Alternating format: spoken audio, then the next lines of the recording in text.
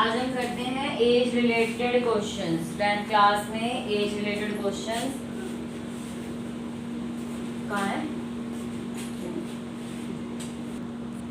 Age related question word problem में आज हम करेंगे।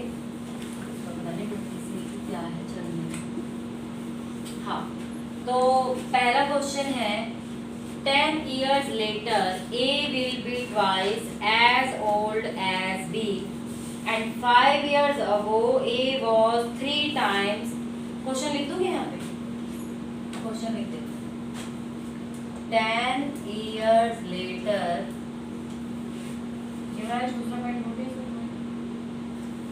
A will be twice as old as B and 5 years ago। दूसरा मैं नहीं दिया, चल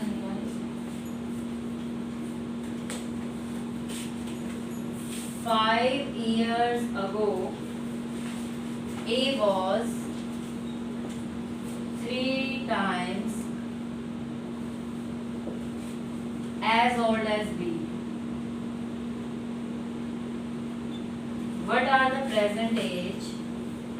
What are the present age of A and B?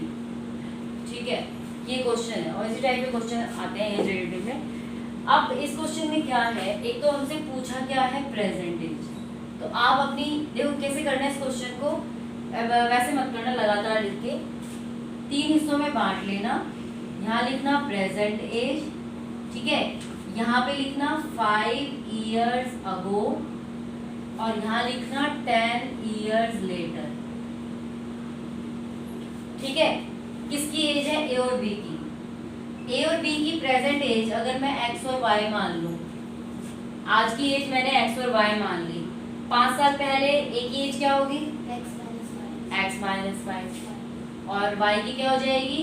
Y minus 5। 10 साल बाद क्या हो गया? ए की एज एक्स प्लस 10 है ना, बहुत इजी है ना ये, और ये वाई प्लस 10। तो आपको हमेशा क्वेश्चन में ये देखना है कि उसकी प्रेजेंट एज को मान लेना है। 5 साल पहले और 10 साल बाद या जैसे भी दिया हो उसमें, उस हिसाब से आपको पहले उनकी एज ऐसे कर देनी है, फिर क्वेश्चन को पढ़ना है। ठीक है, हमने ये कर लिया।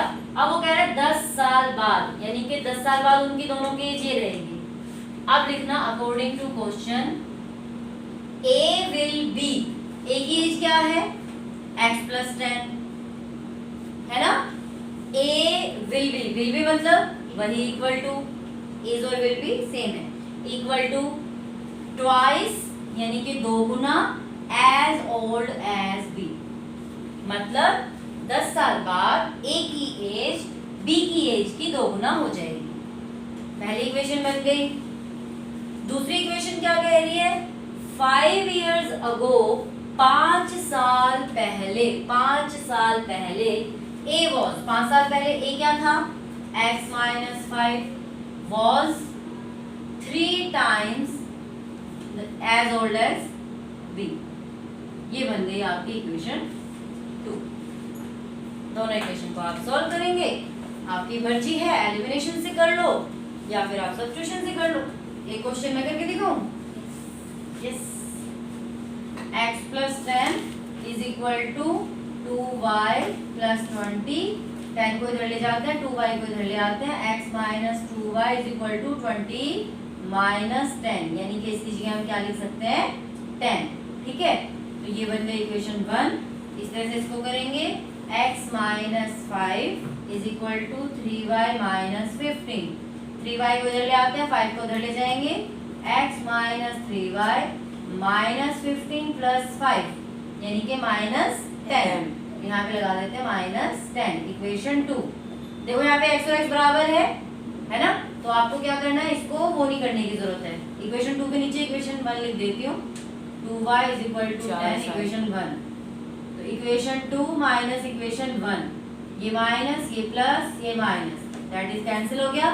3 में से 2 गया 1 माइनस y माइनस 20, माइनस से माइनस कैंसिल, तो y की वैल्यू क्या आ गई? 20। y की वैल्यू इक्वेशन 1 में पुट कर दो, तो x माइनस 2 इंटू 20, इक्वेशन 1 इसमें पुट कर रही हूँ, इज इक्वल टू 10। 40 उधर जाके प्लस हो जाएगा, x is equal to 10 plus 40, तो ये आ गई 50 ईयर्स। मतलब हमारी x की वैल्यू, x की एज क्या है 50 ईयर्स और y की एज क्या है 10 ईयर्स। आगे बात समझ में? बहुत इजी क्वेश्चन है ये। y को 20 है। अच्छा सॉरी 20। ठीक है, आगे आगे क्वेश्चन करते चलेंगे, जो क्वेश्चन समझ में नहीं आएगा वो फिर मैं बोर्ड पे समझाऊंगी। ठीक है।